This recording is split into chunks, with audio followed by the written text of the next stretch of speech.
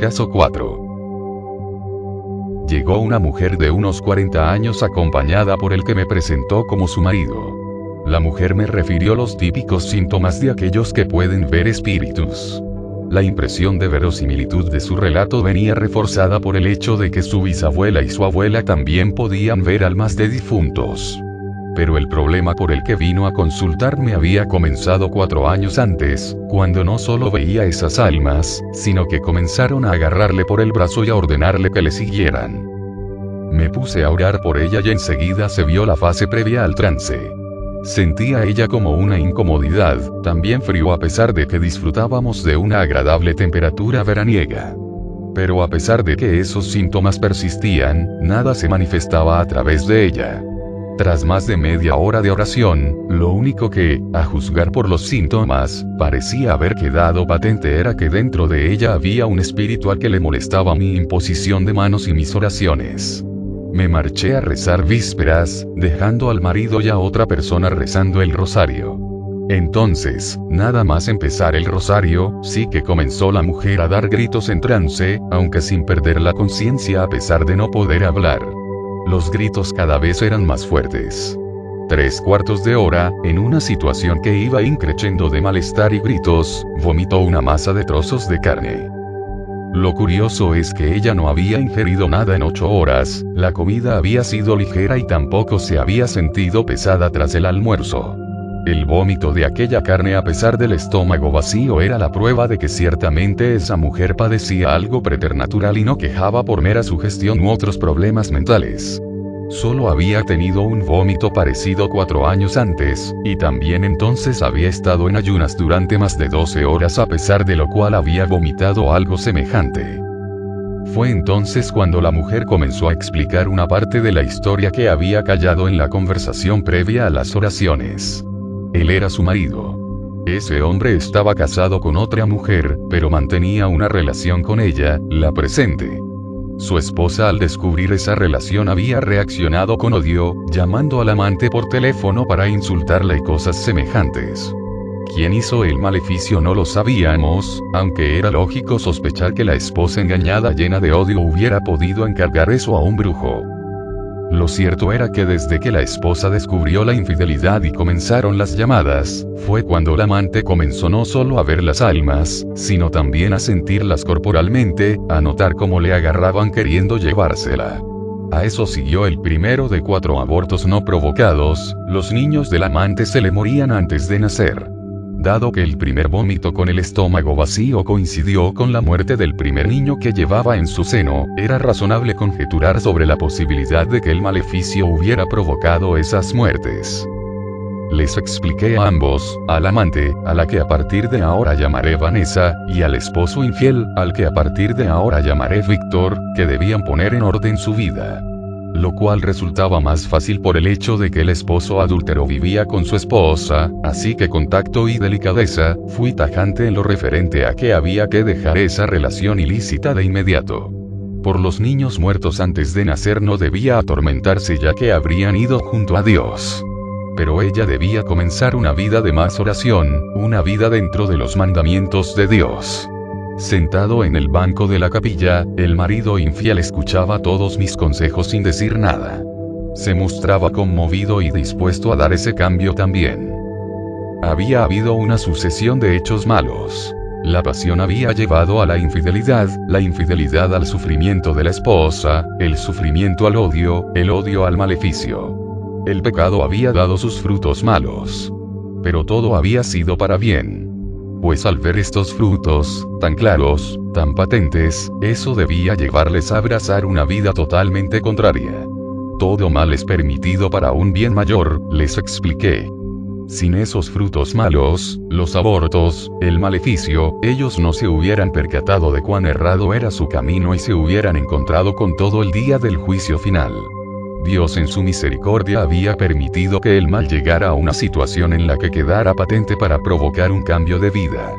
Quedaron ambos impresionados por mis palabras y estuvieron un rato delante del Santísimo Sacramento haciendo oración. Vinieron 2 semanas después, Vanessa y Víctor otra vez. Oramos por Víctor que no padecía ninguna influencia. Y volvimos a orar por Vanessa. Ella sintió mareos en cuanto oré por ella, tuvo que echar la cabeza hacia atrás y apoyarla en el banco. Salió de ella un espíritu. Quedé con la mujer para que una semana más tarde volviera para continuar las oraciones por ella. Eso sí, le advertí que había hecho muy mal en venir de nuevo con Víctor. Si había cortado con él, no debía dar lugar a que la relación continuara de ningún modo, y más siendo lo débil que ella era para romper esta situación de adulterio. Le dije que tenía que elegir entre seguir con aquella relación ilícita o seguir a Jesús. En otros casos doy más tiempo a la persona para que se fortalezca en el amor a Dios y vea su pecado. Pero en este caso la debilidad afectiva de ella era tal, que podía pasarse un lustro en esa situación sin cortar con ese hombre casado, que seguía viviendo con su legítima mujer. ¿Cuál fue mi sorpresa al enterarme un mes después, que a pesar de todo lo visto, de todo lo sufrido, la mujer decidió seguir con su amante? No volvió a pedir cita. ¿Qué más tenía que pasar para que ella ya le abrieran los ojos? Otros pecan sin saber, sumidos en la ignorancia. Pero ellos habían visto bien a las claras, cuáles eran las consecuencias de sus actos contrarios a la ley divina. Aún así, habían decidido conscientemente seguir el mal camino. Es interesante observar que Víctor trataba bastante mal a su amante, sin cariño, solo para satisfacer sus apetitos y sin pensar, ni por asomo, en abandonar a su esposa. Y, sin embargo, Vanessa prefirió aquella relación sin afecto, sin amor, aquella pasión carnal por parte de aquel hombre que la abandonaría en cuanto ella envejeciese, antes que escoger el amor infinito de Jesús. Si él hubiera sido un hombre extraordinariamente atractivo, me hubiera ayudado a entender un poco esa situación. Pero ni él ni ella estaban en la juventud de la vida, ninguno de los dos estaban dotados de belleza corporal. ¿Por qué preferían aquello a Dios? Parece una locura, un sinsentido supremo, pero me he encontrado más casos en los que ni la enfermedad provocada por una posesión evidente, hacen que las personas abandonen una relación en la que ni ellos se sienten a gusto. Pero en ese, como en otros casos, aquel con el que convive les va minando la voluntad semana tras semana con la repetición de la idea de que podrían probar con otra persona.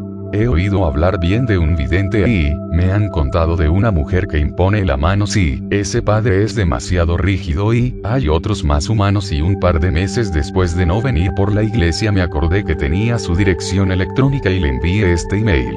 Hola, soy el padre Fortea. Como no te he visto venir por aquí, me ha entrado el temor de que hayas decidido no cortar con la vida de pecado. En fin, solo te escribía por eso. Hasta pronto.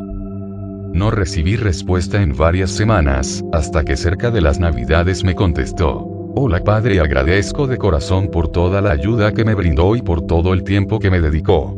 Esta experiencia me ha acercado mucho más a Dios, más de lo que yo siempre había querido. Estoy muy contenta por eso. Continúo leyendo el Nuevo Testamento y sigo yendo a misa casi todos los días. Por cierto, leí que mientras uno tenga a Dios en su corazón será perdonado de todos los pecados y recibido en el cielo a la hora de la muerte. A mí me pareció muy severo lo que usted me dijo, muy radical y no comparto su opinión al respecto. ¿Y pretendía intimidarme? Se lo digo con todo el respeto que me merece. Gracias por todo, que tenga una feliz Navidad. Creí que el caso, en lo que a mí respecta, estaba concluido. Estaba equivocado. Varios meses después, apareció de nuevo por mi parroquia. Vanessa, era cierto, había continuado yendo a misa.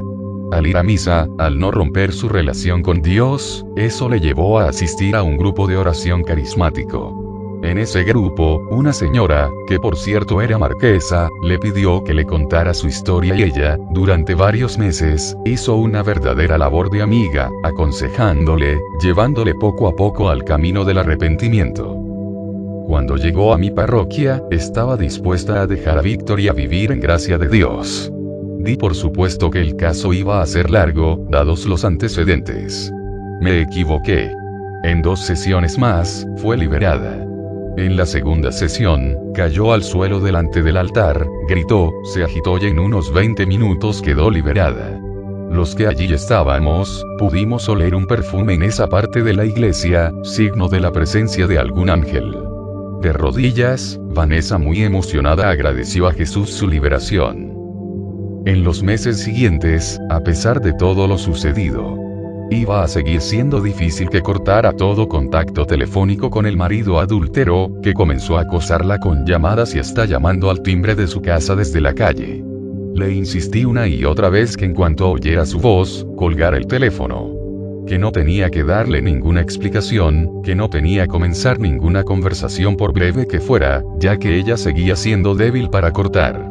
El demonio le tentó mucho a Vanessa con la idea de que tenía que ayudarle a él, que no debía cortar toda comunicación, porque debía hacer una labor de apostolado con él para bien de su alma.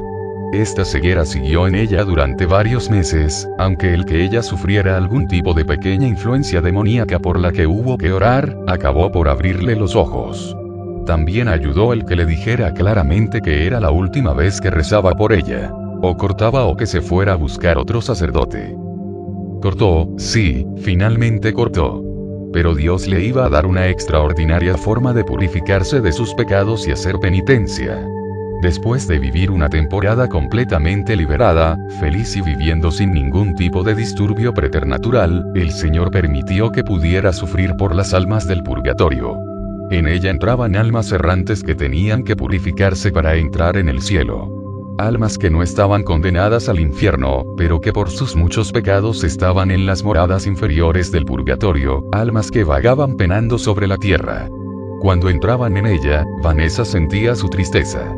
Su sufrimiento, sus oraciones y mis oraciones, hacían que finalmente esas almas, de las que ya nadie se acordaba de rezar en la tierra, pudieran ir hacia la luz. Cuando esas almas salían de su cuerpo, Vanessa se sentía completamente bien y feliz. Dios le permitía unos días de descanso, y después permitía que otra alma entrara en ella. Así, en esta penitencia, lleva varios años. Externamente tiene una vida normal en cuanto a trabajos, amigas, etc. Pero internamente su vida está completamente centrada en la oración y la expiación. Una vez cada semana o 2 semanas, oro por ella. No es el único caso que he atendido en estos años, en que este mismo fenómeno se ha dado, idéntico en todos sus detalles. Hay personas que tienen la capacidad de ayudar a las almas del purgatorio, concretamente a las que más abajo están, aquellas que pueden estar siglos y siglos penando, olvidadas de todos. Es como si Dios las destinara a ciertas madres que por el sufrimiento y la oración las llevarán de nuevo hacia la luz. Si algo he aprendido de todos estos casos que tienen que ver con el purgatorio, es que la justicia de Dios es algo muy serio, algo que nadie debería tomarse a broma.